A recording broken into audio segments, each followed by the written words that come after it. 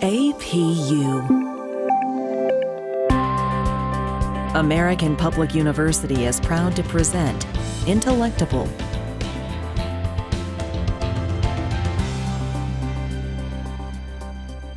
Welcome to the podcast, Intellectible. I'm your host, Dr. Gary Deel. Today, we're talking about the world of professional motocross and supercross racing. My guest today is AJ Catanzaro. AJ is a professional supercross racer and owner of the world's #1 traveling motocross academy. AJ has been racing professionally for 10 years and has been teaching for the last decade as well, earning top 5 finishes at the pinnacle of the sport and traveling the world to teach riders of all abilities. AJ, welcome to Intellectible, and thank you for being our guest today. Thank you for having me. Absolutely. For the sake of our listeners who probably don't know this, I am an amateur novice motocross rider by hobby, and I've been racing since I was little on and off. But you've obviously taken this sport to a whole new level in the professional world. But for our listeners who may not really have any idea what that's like, maybe they've never seen a race televised or in person, can you give us a sense of what motocross/supercross, what the sport is, what it consists of, what some of the skills involved are for professionals at your level? Yeah, so to dumb it down, for lack of a better term, as much as possible, motocross is just racing motorcycles on dirt. So what I do specifically is supercross, which is stadium racing. It's a bit tighter environment. We don't do tricks, but we're in the air more than we're not. And it's a race, but there's a lot of jumping involved. Speeds aren't as high. I would say top speeds are maybe, 50 miles an hour, but we're getting there in half of a second. Where outdoor motocross, we're on the same exact bikes, but you're going higher speeds, 60, 70 miles an hour. Still tighter course if you're comparing it to something like NASCAR or car racing. I would say it's more technical, definitely more dangerous. But yeah, I think that's why we love it and why people get addicted to it the way they do. Nothing I've ever done in my life can quite match that adrenaline level. That's perfect. And I'm glad you gave a point of comparison there that I think a lot of people can relate to, because I'm sure most have seen a NASCAR race, or even within the motorcycle world, you have these different, and you touched upon it with the mention of tricks. People may have seen like the X Games where guys on dirt bikes are doing backflips and flying through the air, doing crazy stuff. And I think it's good you touched upon the point that that's not really the purpose of this, although I guess in theory you can do some stuff if you have the time and the and the ability on the track. But it's more about obviously the race itself, and comparing it with even like MotoGP, where people have seen motorcycles riding on the road. Speeds are much higher, but that's an asphalt sport as opposed to the dirt, what you do. And even with like a flat track or dirt track, which is on the dirt technically, but it's sort of a big flat oval as opposed to what you're on, which is a lot of different obstacles and jumps of different kinds. Right. When I say motocross, everyone's first question from the common person is, oh, so you do X Games, right? Like the tricks. I'm like, no, we race.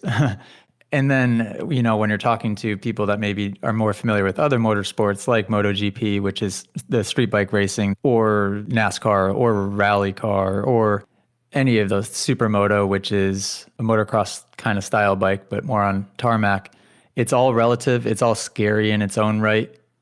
When we say we're only going 40, 50 miles an hour, I think some people immediately can write it off as being not as scary as the MotoGP guys that are going 200 miles an hour. But it's a different thing.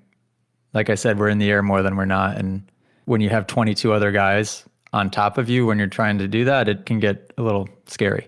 That's a really interesting point of comparison. I don't know if there's any hard statistics that has ever analyzed that, but I wonder what the comparison in terms of actual injuries are between, like, for example, road racing, where unfortunately, if you do fall, you're likely to be pretty severely injured at maybe 200 miles an hour. But I would say that the falls in motocross are far more frequent, by comparison. So is it a lot of little injuries compared to maybe a lower risk of one really big injury on something like MotoGP? That's an interesting question. And those guys, believe it or not, get away with a lot of crashes just fine. Even high speed ones going 140, 180 miles an hour, they can walk away totally fine. They have actually protective gear that when they crash, it has like a telemetry system that knows you're crashing before you do. So before you hit the ground, it'll expand and you'll have a protective layer to help you in those situations. And then as long as you crash on the tarmac, you have leathers on, so you slide. In motocross, you don't have any of that. And when you hit the dirt can be pretty hard and you don't slide. You more so stick and tumble. Yeah, that's an interesting point. I'm familiar with the road race gear, and it's almost like an internal airbag system. And I know we're off on a little tangent here, but what are your thoughts on that as it pertains to like a dirt sport? I mean, is that a possibility, or is it too restrictive in terms of your ability to move to be practical? I always think about that. I wonder if it'd be an issue because we do hit the ground a lot, and sometimes it's small impacts. I know nothing about it. It'd be interesting to look into that more, and maybe you could set it up to where it'll only activate upon a crash at a certain speed. Right. I'm imagining the kind of car crash where you don't want your airbag to deploy, but it, Right. but it does, where you like touch somebody at 2 miles an hour. And if you're right, if you take a small fall at low speed, you don't want your airbags to deploy and completely ruin your race. Right. And it costs you a lot of money because I know those things aren't cheap when they explode either. But it'd be something to look into for sure, because I think at our level, of course, the helmets that we wear are absolutely top notch, the boots that we wear, the knee braces that we wear. But other than that, I don't have elbow pads. I don't wear a chest protector. I don't wear any of that. I mean, there's a fine line between trying to be comfortable and being able to maneuver and do all the things that we do on the dirt bike, and then having obviously safety as well. Right. And that's interesting how it's evolved over the years, because if you look back 20, 30 years ago, external big bulky chest protectors were far more common. I mean, I got into the sport from my father, who was a professional dirt track, flat track racer back in the day. And the gear that people wore customarily in motocross has changed quite a bit. If guys wear a chest protector at all, it seems to be just the internal kind of slimline one. And then I have seen a lot of the head sort of stabilizing, avoiding the breaking of your collarbone apparatus, which is relatively new to the sport as well. But I know that's also restrictive in terms of head movement. So. Yeah, and a lot of the pro guys have gone away from the neck brace systems, where in 2011 to 2013, 14, they were popular and almost all the pros were starting to wear them. Now there's only 2 or 3 guys off the top of my head I can think of that wear them, which is kind of crazy if you think about it. Yeah, is that a product of a safety issue or just not trendy? Or I'd like to say it's not because it doesn't look cool. I mean, that's not why. I personally, I can speak for myself and say that I don't wear one because all of the neck braces I've worn in the past have limited my movement just enough to where it's a little bit of a factor. And if it's a 2% thing, then I get rid of it. You know, if it's on my mind at all, if it's affecting me in one little section on a 2-minute track, but it's 2 seconds that it affects me, then that's a big deal. I have to get rid of it. Yeah, at your level, everything is critical, even the smallest amounts. Yeah, but safety is critical too. So I'm somewhere in between on that, where I'm open to, and I'd like to always be open to wearing more protective gear. It's just about something that doesn't affect your movement, because if it affects your movement, then it changes the riding position you're in, and then it makes you more dangerous the way that you're riding the bike. Right? Because then you're trying to change your riding position to adapt for whatever type of malfunction you have going on, and then all of a sudden you're making yourself way more dangerous, way more likely to crash in the first place. Right. Now, circling back to sort of the basic definition for those who are not familiar, what kind of bikes are you riding? And obviously you have a 250 and a 450 class, and how does that compare with bike that someone might be familiar with, maybe from the street or what they've seen on TV, that kind of thing? Yeah, so the 2 premier classes are 250 and 450. They're the same height. They look the same. To the common person looking at them, you wouldn't be able to tell the difference. It's not like the 450 is twice as tall or twice as large as the 250. It's just motor displacement. I'm trying to think what to compare it to. What would you compare it to? I ride a 450 myself, and it's I guess a roller coaster or a really fast sports car in terms of the acceleration. If you've never been on a motorcycle, it's pretty hard to create a relevant point of comparison. But I guess that would be my best guess, because when you tell someone that the horsepower, for example, of a 450 is maybe in the 55 to 60 range or more, depending on what kind of work you have done to it, that sounds low when you think about like a Corvette having 500 horsepower or something. So it's difficult to put it in the minds of someone that, yeah, but this bike weighs 240 pounds and the acceleration is incredibly fast if you're hooking up. So I would say that putting it in horsepower terms relative to a car, the acceleration off the bottom, like out of a corner that you experience on a 450 race bike that I race, would be equivalent to, I don't know, probably a car that was 800 to 1200 horsepower, maybe something equivalent to like a Tesla, right? Right. Have you ever been in a Tesla or driven one where it's like your stomach falls out your butt when you accelerate? Yeah, I have a Model 3, so I can definitely relate to that, yeah. Yeah. For people that haven't been in one or haven't been in an extremely fast car or haven't been in a roller coaster, like not a normal roller coaster, like a crazy roller coaster that goes like 100 miles an hour and it gets there in 2 seconds. It's a lot of bike to handle. The technology is amazing for how much power it is. It's very light, which if anything just makes it even a little bit more scary. But also I'm only 150 pounds, so it doesn't feel me on it. Yeah, that brings me to another question, which is with regard to the professional athletes who engage in the sport. Like obviously to look at someone like yourself, or Ken Roxon is currently the points leader in the series right now for the 450 class. These guys are not bodybuilders. They don't look like Olympic athletes. And I don't mean that as an offense to anybody, you included, but it's obviously not a sport that requires the traditional kind of musculature that you would see like in a football player or a basketball player. So what are the training sort of routines for someone in motocross? What are the muscles that are most important? What kind of practices do you engage in to prepare your body for it? Yeah, that's a good point. It's very specific. I would say it's close to what a professional cyclist would look like, in that their core and their lower body is extremely built and muscular, and then their upper body kind of looks just like some skinny guy that plays video games or something. Now, everybody's body is different. So there are some people that, of course, have to work more in the gym, and especially in the 450 class, work more on building upper body strength to be able to hold on to the machine. For myself, I've always had a really strong upper body, so I have to be careful because we get what's called arm pump, which is almost like compartment syndrome, in that the blood goes into your arm and then it can't get out. So our muscle fascia is basically bound so tight around. I'm sure I'm botching all of this and you probably know more about it than I do as far as the actual definition, but it gets to the point where you can't feel anything. You can't feel your hand on the throttle. You can't feel your hand on the clutch, your hand on the front brake. So we can't build that much upper body strength. It's all about, and controlling the bike comes from, I always say, your belly button down. So you need that leg strength, you need that core strength, and most importantly, honestly, you need cardio. That was an excellent description. And obviously I'm familiar with arm pump, not nearly at your level, but just, if you're riding hard to your limit, regardless of where that is on the scale of speed and ability to go fast, you're going to get that arm pump. And I think you described it accurately, and it's really counterintuitive, which is interesting because someone on the outside might think that if you're suffering from an ability or an inability to hang on for long periods of time, then what you need to do is train and build up your forearms. But that's actually the opposite of what you want to do because of that compartment syndrome that you described. Right. And that's a frustrating thing too, because that is everybody's first answer. Oh, well, just do a forearm workout, strengthen your forearm. It's the exact opposite, really. I think somebody was asking Ken Roxon about his arms, and Ken Roxon, for those of you that don't know, he's currently the best racer there is. Crashed and broke his arm, and however many places, had 14, 15 surgeries, almost lost his arm.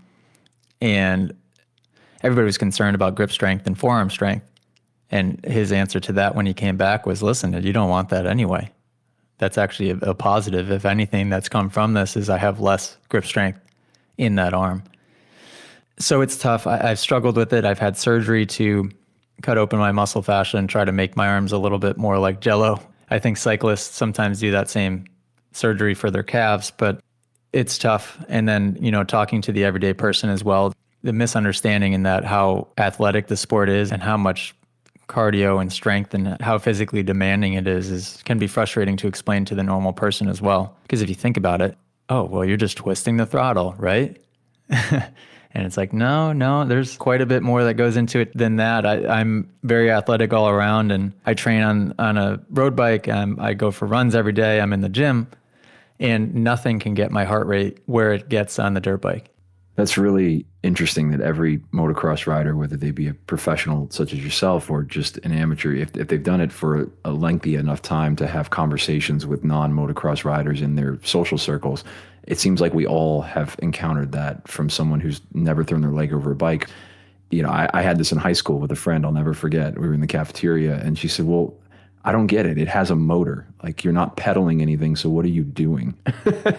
And it's so difficult to explain to them how hard it is when you're out there, especially with the arm pump and the fatigue and, like you said, the cardio. And again, I don't ride nearly at your level, but just, if you're pushing yourself like that, it is exhausting. It works every muscle group you can think of. And then on top of that, it is one of the most physically demanding as far as cardio goes. So just to give an idea of this, in supercross, we're out there for, we'll call it 12 to 15 minutes. In outdoor racing, we're out there for 30 minutes. So we'll just say outdoor racing. We're out there for 30 minutes plus 2 laps. That's 34 to 36 minutes. Our heart rate average is 182 to 195. Some guys are even higher than that. Some guys are 198 to 205, sustained for 35 minutes. Now, for a lot of people listening and anyone that knows anything about heart rate, that might seem impossible. And typically I would say it almost is impossible, because on a road bike, if I'm cycling, for me to hit 180, feels like I'm about to have a heart attack. But I can sustain that and higher for 35 minutes straight on the dirt bike. Now, I'm sure some of that's adrenaline for sure, right? But there's just something about, it's like, picture doing 500 push-ups while simultaneously doing 1,000 squats, while simultaneously doing a sprint run. And it's like there's so much happening at once. Right. And the stress that's on you, in the sense that obviously you're trying to place as high up as you can, so you're going as fast as you can, but you're also thinking about the consequences of, if I do this next jump wrong, especially on the tracks you ride and the distances you're covering in the air. I mean, that's 90, 100 feet, and it's a long time to think about. I took off the wrong way because I wasn't well prepared for that jump or whatnot, but it happens at every single race to somebody, so that is real, and you've got to kind of suppress that fear while your heart's pumping at that rate. And it's very difficult to get in a consistent breathing pattern with being that scared all the time, right? Because when you get scared, what do? You hold your breath, and you take kind of that slight inhale, and you'll hold that inhale.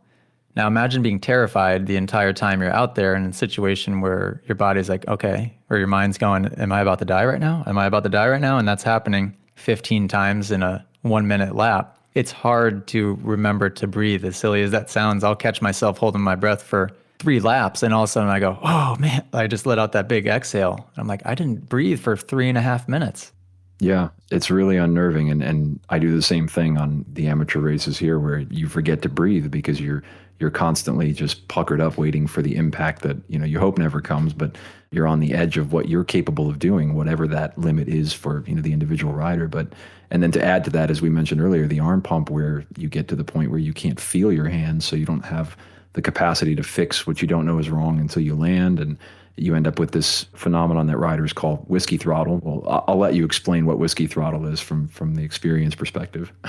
Yeah, so whiskey throttle for a beginner would be basically turning the throttle, and then panic ensues. And for some reason, it is very hard instinctually to know to turn I know it sounds obvious, but to turn your wrist to get the bike to stop going. I think some of that is just pure panic. Some of it is, as you accelerate, your weight shifts back. As your weight shifts back, your arms extend, the weight goes into your arms, and it's really hard to then twist the throttle off because all of your weight's into your hands. So at a pro level, whiskey throttle wouldn't be that, where, if I sat my wife on the dirt bike and said, all right, go down the street, she could get whiskey throttle just trying to go down the street, right? For us, when we get arm pump and you can't feel the throttle anymore, whiskey throttle I can describe it as to jump 85 feet in the middle of what we call a rhythm section, where there's a sequence of jumps back to back to back. That 85-foot jump might only require we'll go percentage here, maybe 10% throttle. That is so hard to do, and it is so precise, and it's such a small twist of that throttle that when you don't have feeling of your hand anymore, how the heck are you supposed to gauge that? So that's what whiskey throttle could be, because if you're going 60% throttle when you're supposed to be going 10, you're going to get yourself hurt because you're going to jump 1 or 2 more jumps past where you intended on going. That can get really scary. I agree 100%. I think it's a product of that panic of trying to hang on to the thing that's running away with you. And because it's a twist throttle on the handlebar, it's a natural, like an ergonomic design to make it worse. I've often thought about, what if you tried to put a thumb throttle on a dirt bike? would that alleviate some of the problem? Also with the, obviously the riding attack position of keeping your elbows up, but if you're twisting the throttle on the right side, you have a tendency to put that elbow down. I'm sure there's a good reason why they're not built like quads, but I've often thought about that from the whiskey throttle perspective. And to your point, a lot of the tracks, the big tracks that I ride out here, I don't ride in the stadiums where it's so tight. But out here, if you have one jump, you usually have a decent ramp and a decent ramp down so that there's a margin of error there that's pretty healthy. But for what you guys do, yeah, the 10% difference is, there's just no pocket there for you to get it wrong. If you're too short, you're casing it. And if you're too long, you're landing on the next jump that is equally painful. So that's got to be an incredible experience. Yeah, this sport is scary to begin with, but supercross, some people say, even those that race professionally outdoors in motocross, consider supercross a completely different sport, just because the timing is so specific and there's so many jumps involved while still trying to race and still trying to go fast. For anybody listening that isn't familiar, I recommend just go on YouTube when this podcast is done, just type in Monster Energy Supercross or Supercross Racing and just watch a video of it and create a little bit of an understanding of what's going on. It's pretty hectic, and I know I'm biased, but it's a darn cool sport. I would agree, but I'm probably biased too. Well, when we come back, I want to ask you how you got into motocross and supercross, and also, what the current state of the sport is and how it's evolved. We've been talking with professional motocross supercross racer AJ Catanzaro, and we'll be back after a short break. At American Public University, we believe higher education is not one size fits all. That's why we offer 200 modern programs that build on your knowledge and fit your schedule. Because we believe universities should adapt to the needs of students, not the other way around. American Public University, within reach, without limits.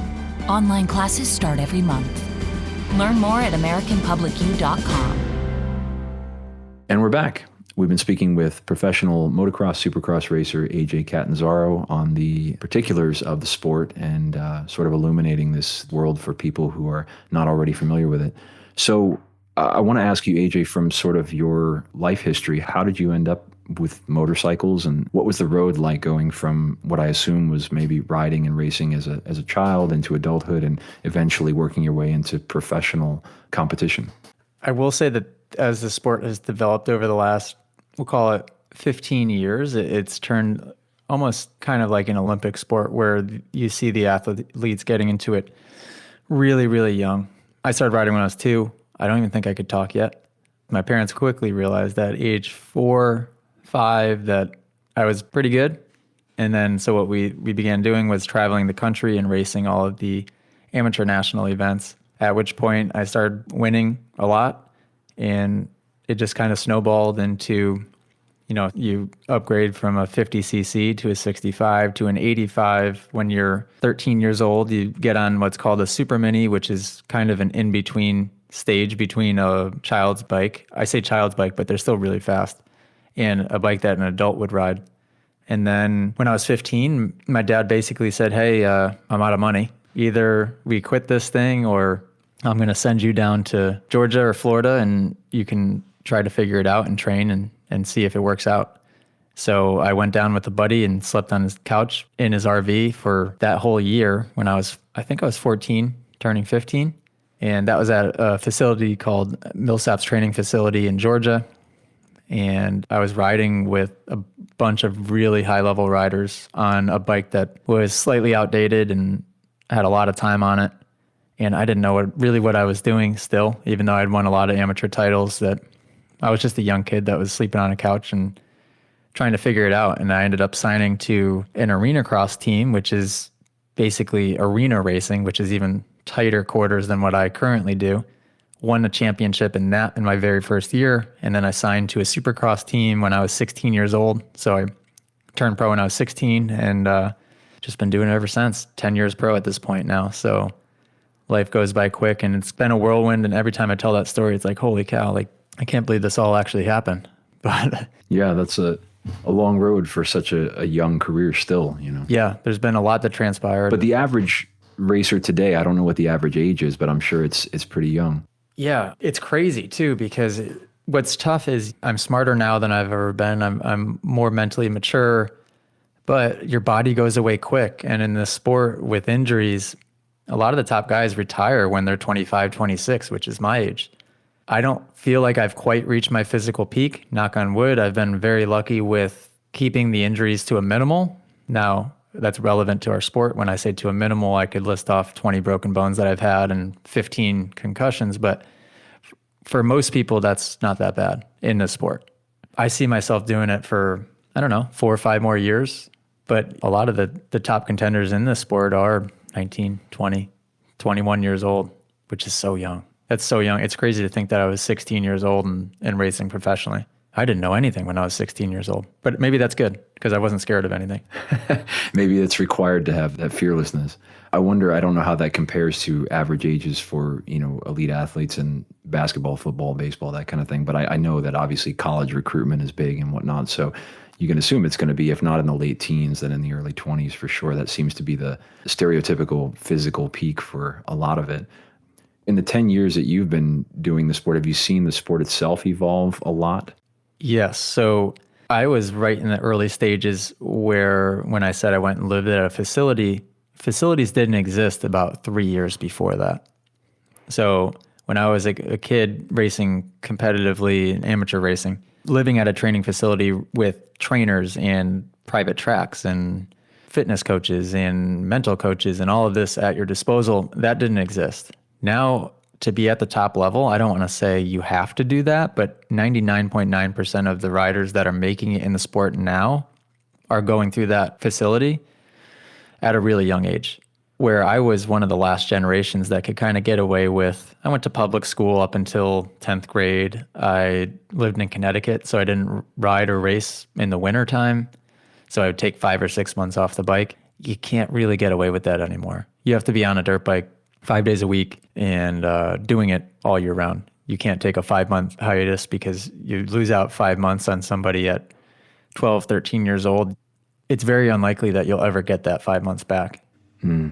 Now, by the time you had gone pro, going back even 10 years, if my memory serves, that was already past the point where competition water-cooled four strokes had dominated the scene over what used to previously be the classes, when I was a kid growing up, were the 125s and the 250 two-strokes. But now today, it seems like technologically, there's just nobody's on a two-stroke out there. They're just not competitive. And so had that transition at the pro level already completely taken place? Yeah. So I was just thinking as far as competition goes. But yeah, as far as technology and equipment, I turned pro on a 4-stroke, which is what we're all racing currently. The biggest change, I would say, is that when I turned pro, I want to say I was pro for maybe 1 year on bikes that were not fuel injected.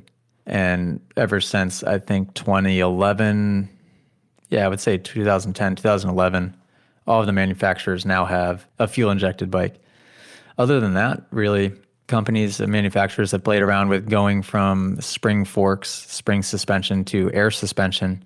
And the bikes, you don't have to kick them to start them anymore. They're electric start, which is really convenient. Hydraulic clutches as opposed to cable clutches. It's little stuff that compounds and makes a big difference and makes things really convenient, but nothing huge like the jump from going from 2 strokes to 4 strokes. I think the next big jump is going to be the wave of electric bikes, which I'm all for. I love electric stuff. Yeah, I was going to ask you about that because I remember I had the first generation YZ 426 4-strokes that were ridiculously hard to start if they were hot. Yeah, that was like a tank. Yeah, manual compression releases on the handlebar. And today, the electric start, in and of itself, they're easier to start just by having that built into the cam. But yeah, the movement to the electric bikes, it's interesting because, of course, there was Alta Motors at one point that had what they called the Red Shift, was a competition motocross bike. They've since gone out of business, as I understand, and they wanted to be bought out by someone else, but my understanding is they couldn't find an investor to carry them.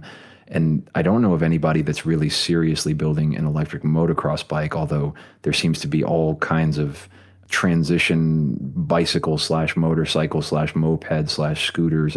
There's all these different play machines that are available. Are you aware of anybody at the current moment? Because you need to reach that amalgamation to get a bike that's eligible to compete at pro racing level, that has sold enough units in production. Do you know of anybody who's preparing to do that or getting serious, the Japanese brands or anyone else? I know KTM is.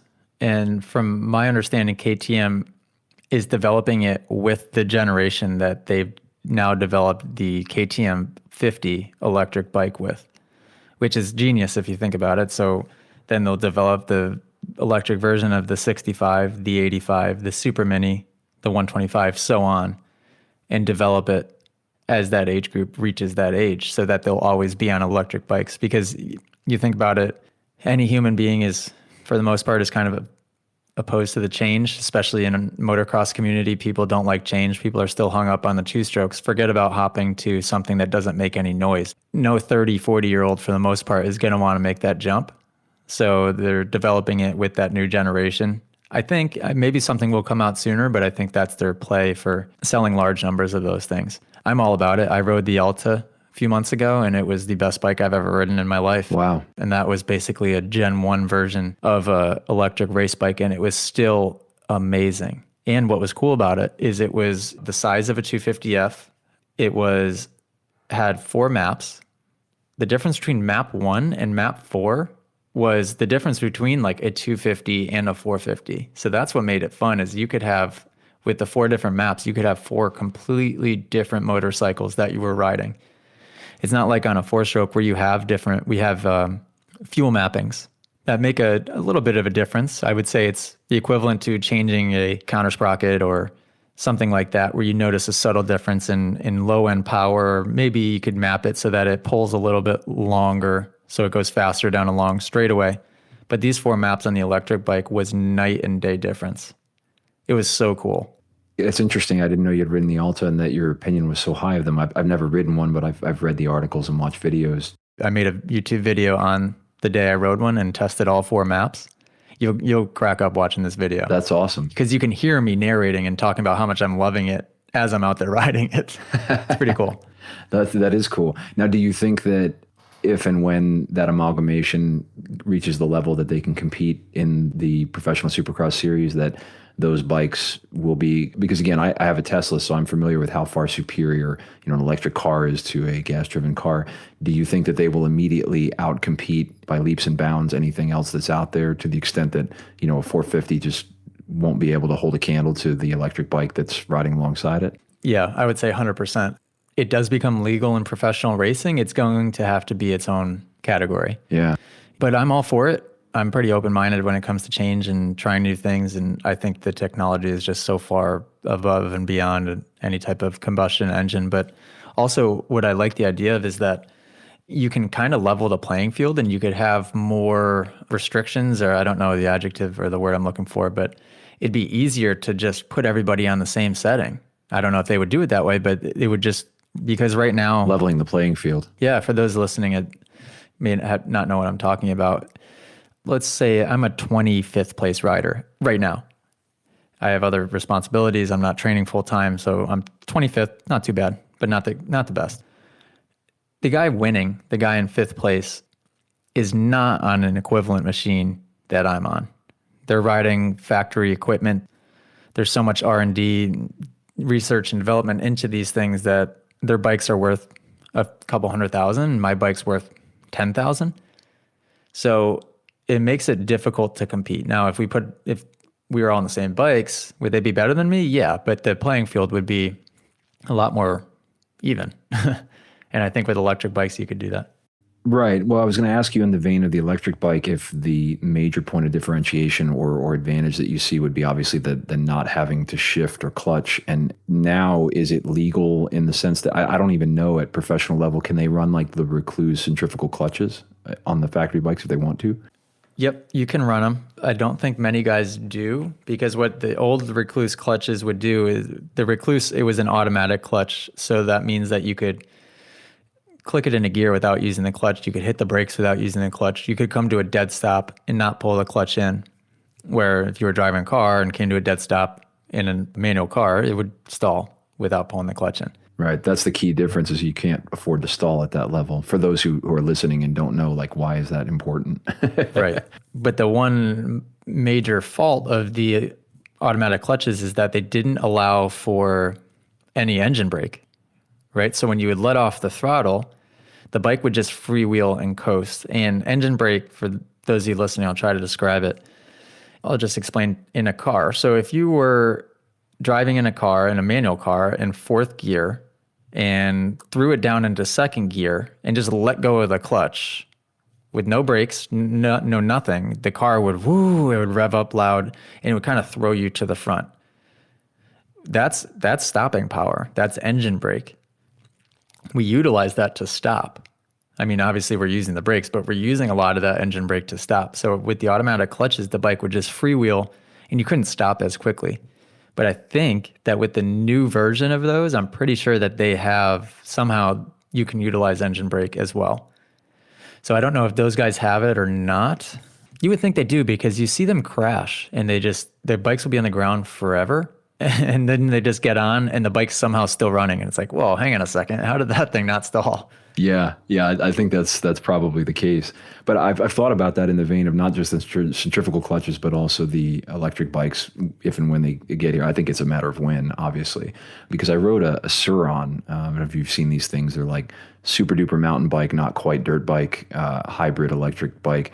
And one of the things I really loved about it, just playing with it, because it can't manage like a motocross track. It just doesn't go fast enough. But the brakes are, front lever on the right-hand side is your front brake, but left side lever, because you don't have a clutch, is rear brake. And I really found that to be awesome because, of course, if you're in a right-hand turn and your foot's out, you can't brake and have your foot out at the same time. So having that brake on the handlebar as opposed to on the pedal was really an advantage. And I thought, well, if you didn't have to clutch, there's an empty place you could put your rear brake, So the Alta that I rode, the owner of that set his bike up that way.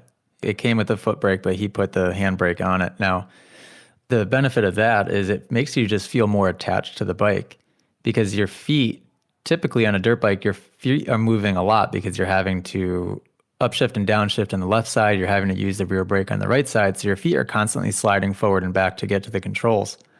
On an electric bike, you just leave your feet on the balls of your feet tight to the frame in position where they would normally be, and you really don't have to move them.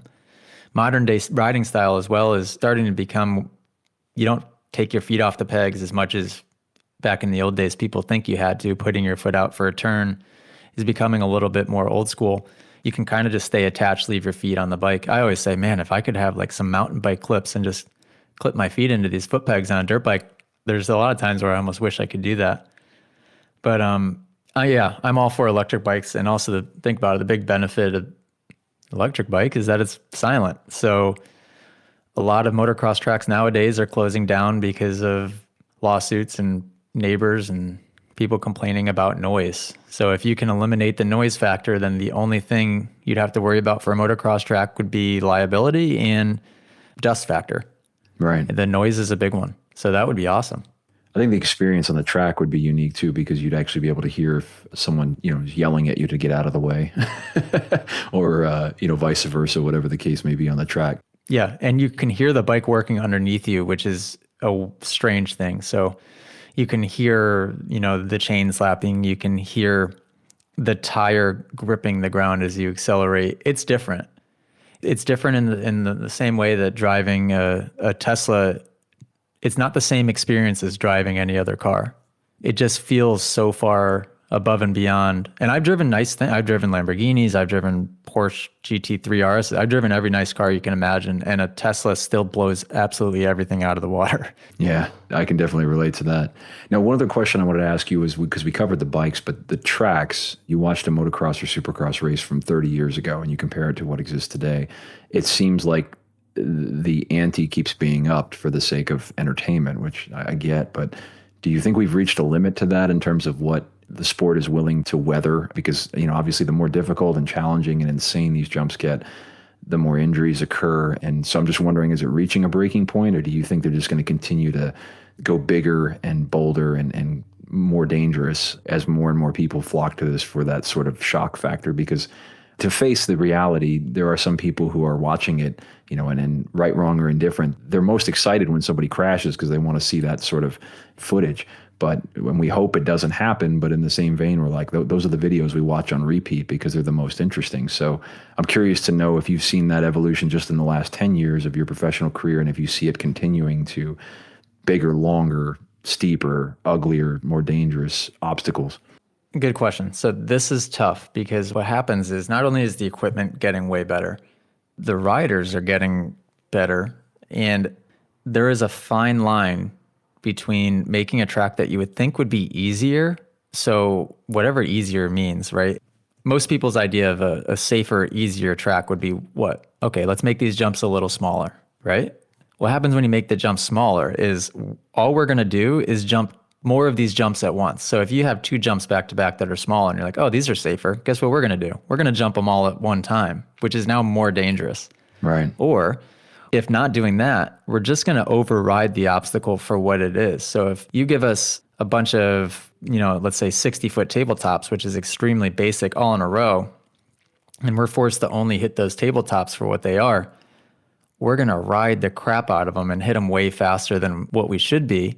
Therefore, the speed on the track is going to be higher and the crashes are going to be worse. My view on it has always been if they build steeper, bigger obstacles that are more technical, at least, that it will slow speeds down. So even if there's more frequent crashes, that the speeds will at least be lower. Yeah, that's an interesting point. It's all about keeping speeds low. So whatever that looks like from a track layout perspective, I think, there's an obstacle called a whoop section, which is just a bunch of it's almost like moguls for skiers, where you have to skim across the tops of them. The trend lately, the last couple of years, has been making the whoops smaller. But what happens with that is next thing you know, we're going 50 miles an hour through a set of whoops. So when you do crash, these guys are getting annihilated, where if you built the whoops 3 feet taller, would people crash more frequently? Yeah, sure. But they'd probably only be going 18 miles an hour. That's always been my outlook on it. And it's tough. It's a topic of debate within the sport big time right now. Yeah, it's interesting to see how the sport, not just the tracks, but also the riders have evolved. It's almost like a creativity. I don't remember, again, I grew up watching the era of the Jeremy McGrath, reign. And I don't remember scrubbing being such a big thing at that time. I don't remember that being such an integral part of the sport. But today the level is, when you said that earlier, that the riders are getting better, it made me think it'd be interesting to see Eli Tomac or Ken Roczen against the Jeremy McGrath in his prime to see if they really are that much faster. And I think there is an element to that because, again, riders are finding these unique ways that almost defy the laws of physics, the scrubbing of a jump to get further, faster, just to that extra 1% that I just don't remember seeing. Maybe I've just forgotten, but I don't remember it being quite to that cutthroat level like it was 30 years ago as compared to today. When you watch a guy like Ken Roczen do a time qualifying lap where he's doing one lap as fast as possible, and this is coming from a professional rider, it does not seem possible what they're doing. It really doesn't. When you go to Orlando, I highly recommend get in there, watch time qualifying. It is ridiculous to watch those guys throw down a fast lap. Like you said, it defies what you would think is even possible. Now, Jeremy McGrath, who's statistically the best supercross rider to ever live, was in his prime 25 years ago? Yeah, ish. Holy cow. That's crazy to say. Been a little while. Was amazing on a dirt bike, but things have changed a lot since then. And back then when he would do a jump, they'd be like, oh, wow, he tripled it in a rhythm section. People are jumping 4 all the time now. People are jumping, we call it quads, jumping 4 almost at every single race. And you look at the obstacles and you're like, 25 years ago, no one would have even considered that an option. And fast forward 25 years, if you don't jump that quad, you're not going to be competitive. So the track designers have to be very careful in that sense. Yeah. I remember him doing knack-knacks and tricks and, making it look easy, and everybody was so excited. But like you said, the bar is continually raised as the sport evolves. Well, I know we're at time here, and I want to be respectful and thank you for being on the podcast. But before we go, is there anything else that you wanted to cover topic-wise, or anything else that you feel is relevant to the discussion of just giving someone who's never seen the sport, never thrown their leg over a bike, sort of a bird's eye view of what this looks like? I could sit here and talk with you about dirt bikes all day long. As could I, for sure. Yeah. No, not off the top of my head, no, thank you for having me. And we'll have to hop on here again sometime, and 1 hour flew by, so... it definitely did. I'd like to follow your career and hopefully have you back. Before we go, tell the people where can they find you on social media and YouTube, just so folks know if they want to check this out, where to look. Yeah, so guys, I would go to YouTube and just type in AJ Catanzaro, and hopefully the spelling of it is somewhere wherever you clicked into this podcast, so you can find it. But yeah, just go on my YouTube. I teach for a living now, and I actively race as well. So I juggle the two. But I think for anybody dipping their toe in the sport, or even just casually looking it up to see what it's all about, my channel would be an interesting one to watch, because I'm able to kind of make sense of it from a teacher standpoint. And then you guys can check out the racing and the riding as well. Again, I'm biased, but dirt bikes are awesome. I think that's a good encapsulation. And as someone who's, followed your videos for quite some time before getting to talk with you, I can definitely say I think you're a good teacher in that respect. Anybody who can sort of convey what the sport is about and what to do over a video, it's difficult enough to do it yourself, let alone to teach it. And I think you do a good job. So I wish you much success with it. And thank you for being here. I want to thank you for sharing your expertise and perspectives on these topics. And again, AJ, thanks for joining me today for this episode of Intellectible. Absolutely. Thank you for having me. And thank you to our listeners for joining us. You can learn more about these topics by visiting the various APUS sponsored blogs. Be well and stay safe, everyone. For more information about our university, visit us at studyatapu.com.